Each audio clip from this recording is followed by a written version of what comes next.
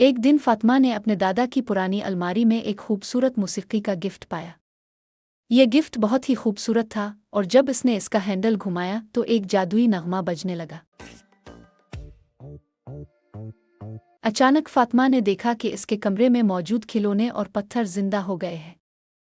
पहले तो फातिमा हैरान हुई, लेकिन जल्द ही इसे पता चला कि उन जिंदा खिलौनों की मदद से वो अपने गांव के लोगों की मदद कर सकती है।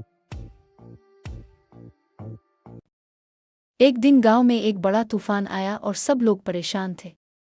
फातिमा ने मूसीक़ी के गिफ्ट को दोबारा बजाया और उसके खिलौने और पत्थर ने जादुई ताकत से तूफान को रोकने में मदद की। गांव वाले बहुत खुश हुए और फातिमा की बहादुरी की तारीफ की। मूसीक़ी का गिफ्ट अब भी फातिमा के साथ है और हर बार जब कोई मुश्किल पेश आती है वो जादुई नगमा बजाकर अपनी मदद के लिए खिलौनों को बुलाती है।